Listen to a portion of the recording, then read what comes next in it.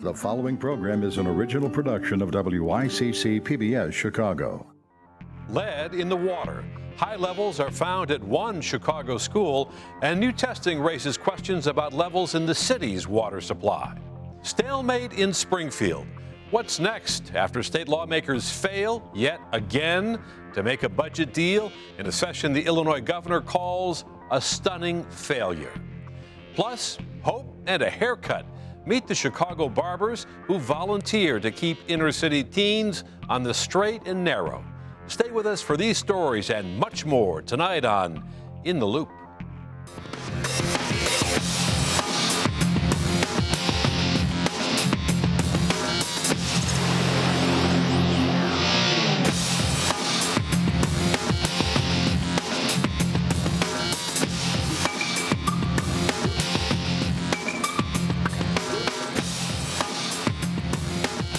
Good evening. I'm Chris Bury.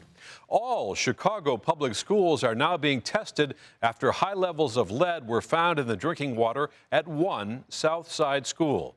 Parents are naturally concerned. For years, public officials have said that Chicago's drinking water is safe. But the recent discovery here, combined with the contamination scandal in Flint, Michigan, have raised new concerns about the safety of our drinking water. The elevated lead levels at Tanner Elementary were found during a pilot testing program involving 32 Chicago public schools. Tanner was the only one that exceeded U.S. Environmental Protection Agency standards of 15 parts per billion. School system CEO FORREST CLAYPOOL says a lead level as high as 114 parts per billion was found in one of the school's drinking fountains. We did 32 schools and found one school where there's an issue, so we believe it is isolated. But again, out of an abundance of caution, we are going to do every single faucet, every single water outlet, and we're going to do it on an expedited basis.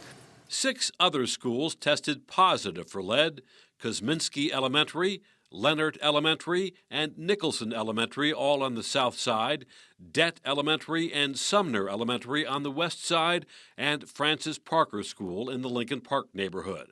All 6 schools tested below the federal limit of 15 parts per billion. Still, the EPA maintains that no amount of lead in drinking water is safe.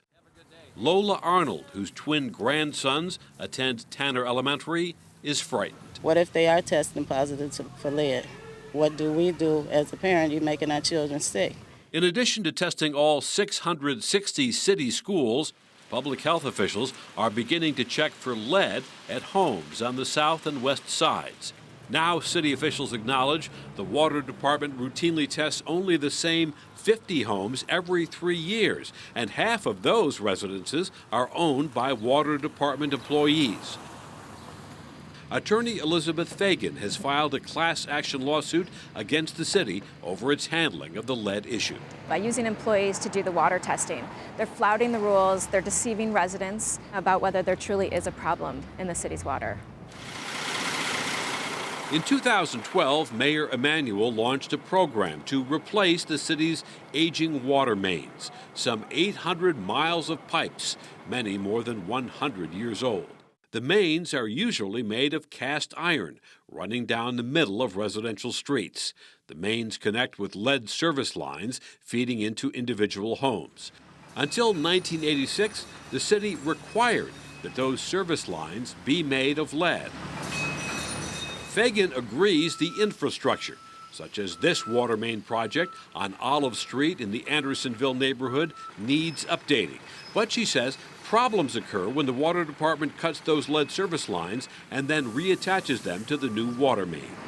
When it does that, it's breaking into those lead service lines and causing lead fragments to enter the water system and enter our homes. The Department of Water Management advises homeowners to flush their plumbing for at least 5 minutes to remove sediment, rust, and lead after a new water main is installed. But the class action lawsuit claims the city is not doing enough to protect residents from lead. The purpose of the lawsuit is to seek medical monitoring or blood lead testing for folks that have lived on streets where water main replacements have been done, as well as to require the city to change those lead service pipes to copper piping. But that would cost millions of dollars. About 80% of the water service lines in Chicago are lead. But city officials maintain the water treated at the massive Jardine filtration plant next to Navy Pier is safe because a corrosive chemical is added to the water. That chemical sticks to metal, coating the insides of the pipe and preventing lead from leaching into the water. For young children in particular, lead is highly toxic. The EPA says even low levels can result in behavior and learning problems, lower IQ and hyperactivity, hearing loss, and anemia. Henry Henderson, Midwest Director for the Natural Resources Defense Council, says lead poisoning has devastating long-term effects. Lack of performance in school, violence in the streets, all these things which are significant problems for our urban environment, education, violence, etc., are triggered by lead poisoning. High levels of lead have also been found across Illinois, including in downstate Galesburg, which is getting help from the state to replace all of its lead service lines. In the Chicago region, Berwyn, Forest View, York Township, Barrington, Volo, Marengo, and Richmond have all exceeded EPA standards at least twice since 2004. Homeowners concerned about lead in their drinking water can do something about it by installing filters. Matt Schroll is the plumbing and sewer manager at ABC Plumbing in northwest suburban Arlington Heights. This is a reverse osmosis system being installed under a sink. It virtually eliminates any traces of lead. The cost is about $1,000. There's a lot of possibility of lead in the water, not only from the system side of it, meaning the Chicago or whatever city you're in side of the water system, but internally in the house. For example, any faucet made before 2014 can have up to 8% lead in it, and faucets made before 1986 could contain as much as 25% lead. Schroll tells his customers to run the tap water each day for 5 or 6 minutes when they get up in the morning to flush the lead out. What happens is when water sits, it starts to pick up the minerals around it. And those minerals then are susceptible to be in the human body. Back on Olive Street in Andersonville, Lee Robbins, who's lived here for 25 years, says replacing the water mains without replacing the lead service lines doesn't make much sense. It's like when you take a shower and put on dirty clothes, well, you're putting clean lines over there, but not over here, and you run it back through the dirty pipes before it gets to my kitchen faucet or bathroom. And Chicago residents concerned about their tap water can get it tested for free by calling 311. Joining us now to talk about this week's other trending stories are Ray Long, investigative reporter for the Chicago Tribune, Sherry Runner, president and CEO of the Chicago Urban League, and David Dring, government and public affairs consultant with Fletcher, O'Brien, Casper, and Nottage, and welcome, everyone.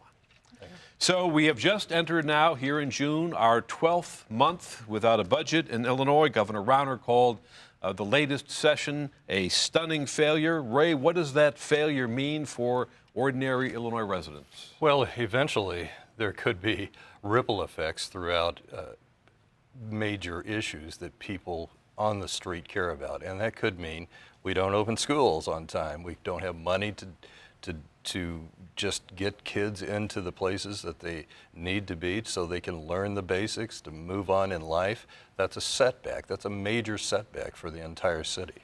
And Sherry, when Springfield is so dysfunctional, who gets hurt the most?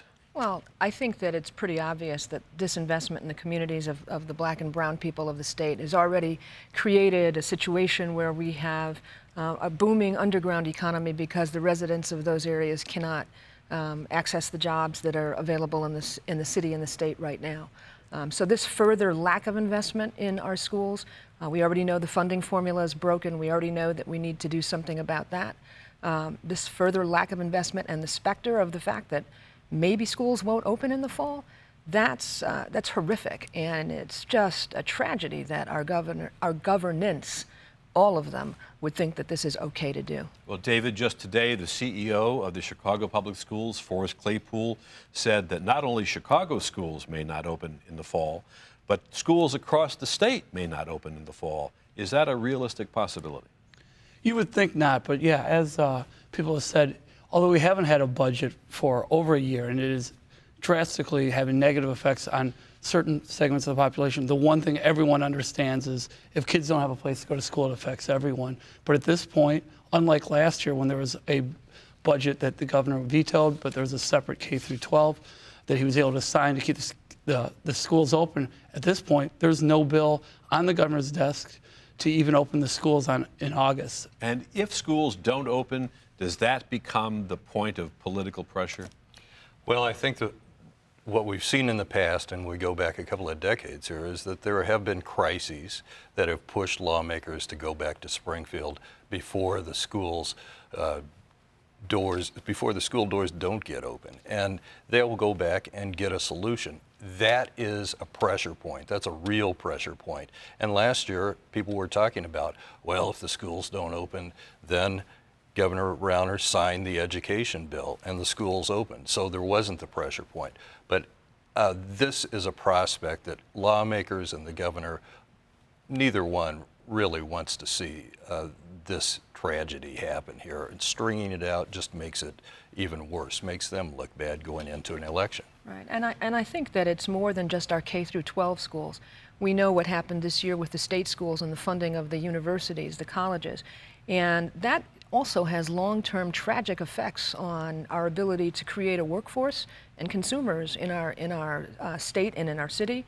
How do we start to compare what we expect going forward and what the reality will be if they continue to play chicken with the funding for schools? Governor Rauner's rhetoric in the last few days has been particularly harsh. In fact, he blamed Democrats for creating what he called a banana republic here in Illinois. Let's listen to the governor.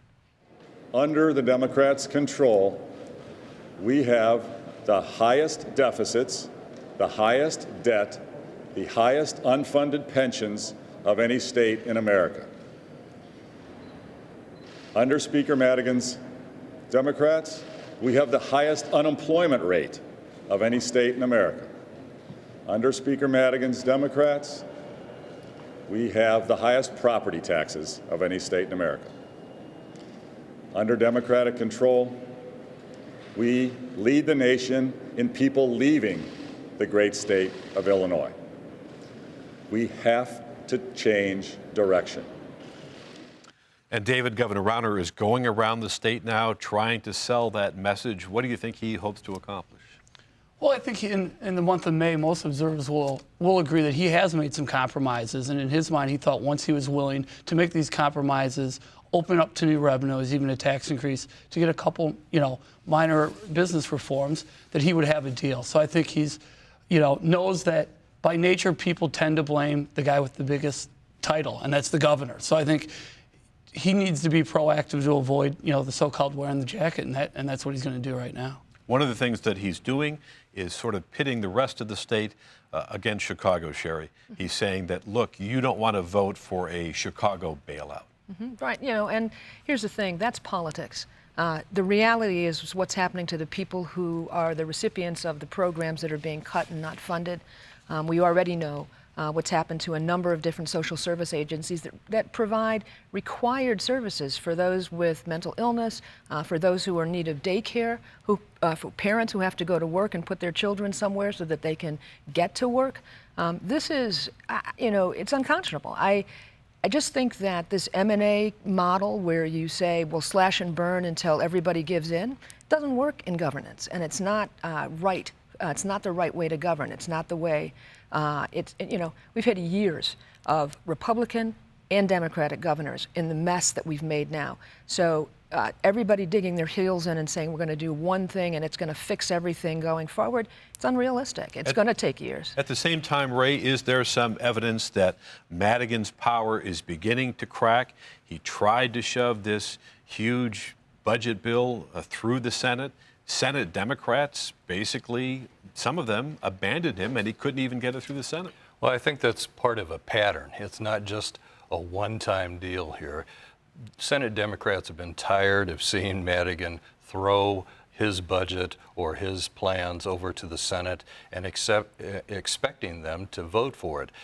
He gave them several days to work on it. They could have come up with a counter proposal. They came back with a short-term stopgap measure, but they didn't come back with an overall budget. They sent him, they sent the House an education bill only, one that if the House had gone along with, we might have been able to avoid this kind of showdown in August with the schools. But right now, the Democrats want to, and the Democrats in the Senate want to let Speaker Madigan know they're a co-equal House, that he isn't the top house, that they're equal. And unfortunately, that's a test of wills. There's some thought that Madigan's trying to hold out until this election in the fall, David, or could he even be trying to hold out until 2018 when there's a new election for governor? Yeah, I think the thought is he's done his political calculus, and most people definitely recognize his political calculus has been good over the years. He thinks the guy at the top takes the blame, the CEO is the governor, and he doesn't fear, having to lose seats in the fall for no other reason because of who the Republicans have at the top of the ticket will not probably play very well in the suburbs. One winner, if you can call it this, in this whole debacle appears to be Chicago Mayor Rahm Emanuel. Both houses overrode the governor's veto of a bailout for the Chicago police and firefighters pension plan. Ray, is this good for Chicago taxpayers? Well, in the short term, yes. In the long term, it's very costly. They'll pay more. They'll pay maybe billions more. But the reality is that you have to get something done now. You can't really unspool this whole mess in just one or two moves.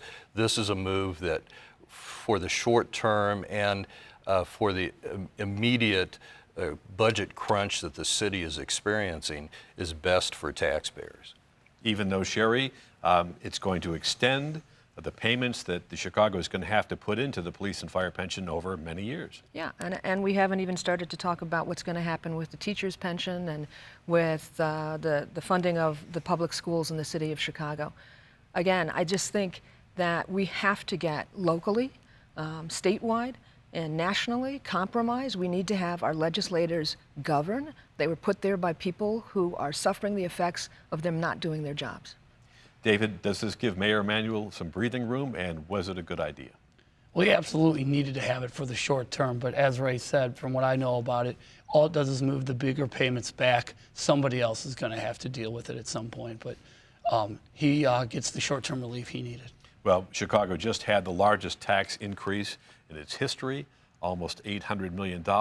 So if this bill had not gone through, Chicago, I assume, would have been looking at another big tax hike. Mm-hmm. And well, absolutely, and that's what Mayor Emanuel was trying to avoid. There's still, the taxpayers are still going to be shelling out a lot, but he was trying to get a partnership to get the city employees, the teachers, to give a little bit, get the administration, his administration, to give a little bit, get a little help from the state, and they could build a partnership to try to move forward.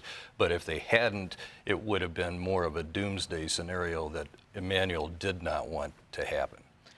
Yeah, no, and I think that we have to recognize that nationally, when people look at Illinois and at Chicago, our ability to fund and to move forward is really at junk bond status, and we don't have any way out of that, and we're kind of a laughingstock, and it really is time for them to start thinking about what are the creative ways that we can solve this problem. And as I said, it's not something that's going to happen tomorrow. It's not one bill, it's not one vote.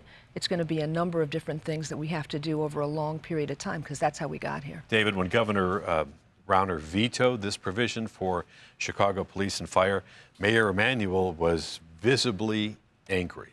Does this seriously fray the personal relationship that Emanuel and Rauner seem to have enjoyed?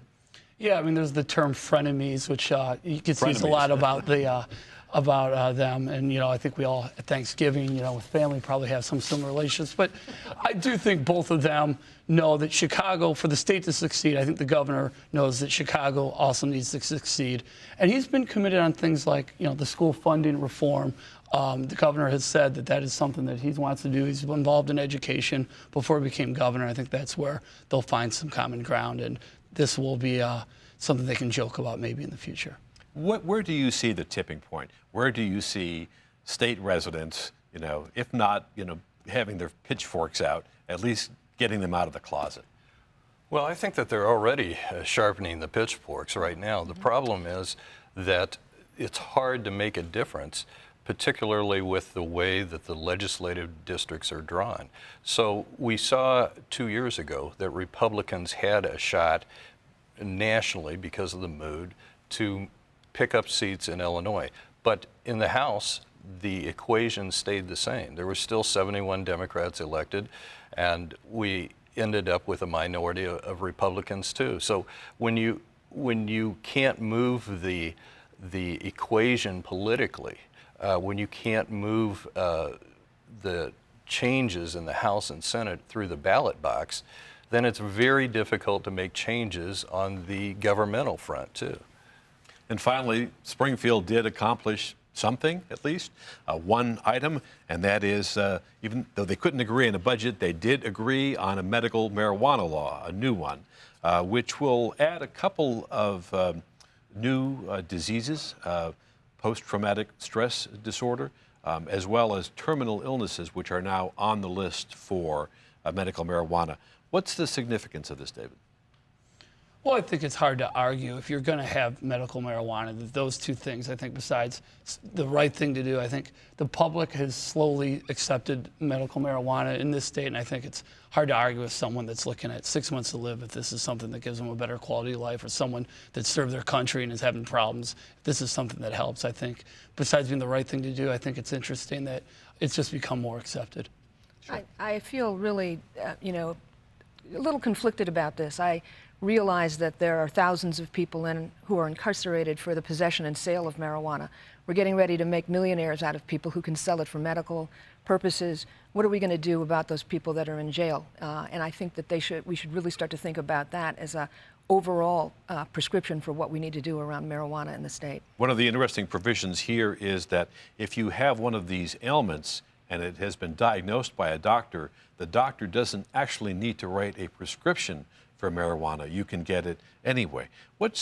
Ray, what's the practical impact of that, taking the doctor out of that equation? Well, of course, everybody's going to be scared. There are people, not everybody's going to be scared, but there is a segment of society who's going to think, wow, the door is open, right? And so that was the battle when this all went through in the legislature. It didn't happen overnight. It happened very slowly, and it was very tightly written. And so we've expanded it now. Governor Quinn, even when he signed it into law, had talked about how he was impressed by the arguments of people who had gone through battle and had suffered the effects. We're running out of time, but it looks like more people will have access and more money will be made on marijuana in Illinois. Ray Long, Sherry Runner, and David Drink, thanks for your time today. After a violent Memorial Day weekend, Chicago Police Superintendent Eddie Johnson said the city's gang culture is so strong it grabs youngsters almost at birth, and that for too many Chicago teens, it's either prison or death. But in West Englewood, one program is offering young people a better path, and it all starts with a haircut. More than 24 people were shot this weekend. At least 3 were deadly overnight. A 15-year-old was killed by gunfire. Since January 1st, the city is averaging a shooting every 3 hours. In Chicago, those disturbing reports come as fast and furious as drum beats. In neighborhoods such as Englewood, gun violence has joined the soundtrack of ordinary life. I've never seen so much acts of violence and it being so normal in my life. We act like it's cool. We act like it don't matter. We're betting on how many people get shot. We hear gunshots, we still keep cooking.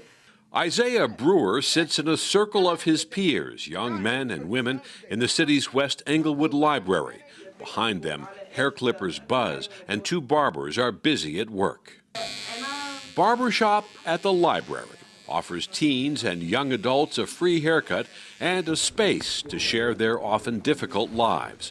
Once a month, Isaiah and a handful of others discuss the challenges of growing up in one of Chicago's poorest and most violent neighborhoods. Even fast money ain't easy money because you can risk your life or, either way it go, whether you in jail or you dead. My motivation is, choose a better path to go down.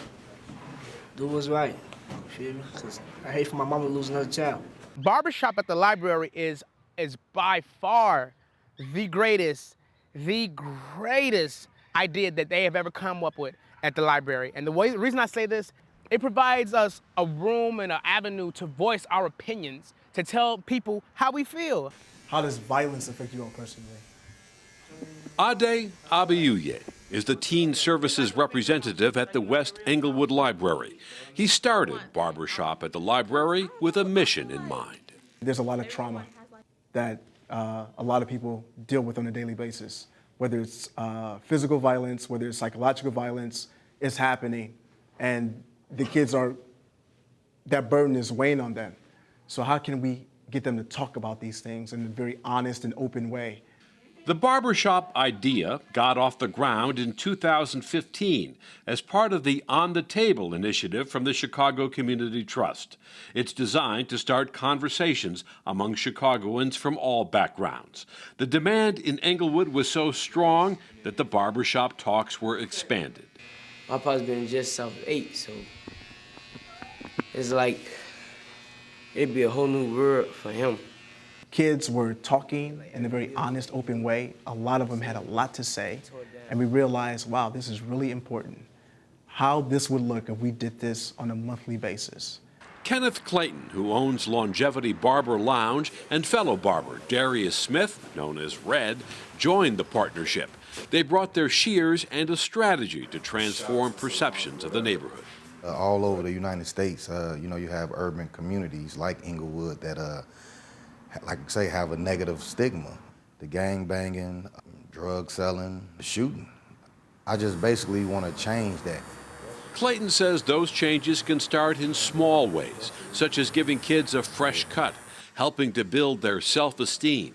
He insists on shirts and ties for his barbers. No displays of gang symbols or colors are allowed.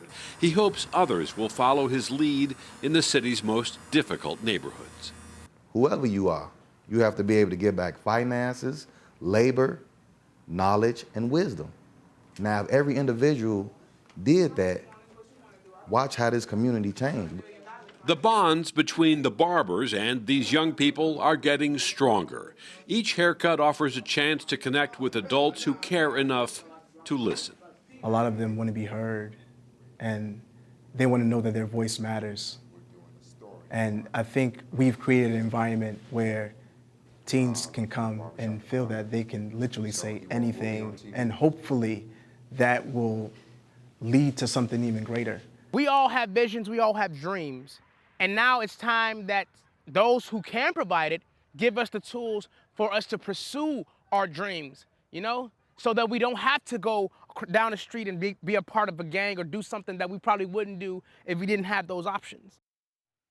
And that concludes this week's show. You are now in the loop. To hear more about the barbershop, log on to our website, wycc.org. You'll also find more about our show, our guests, and our stories. Until next week, I'm Chris Bury.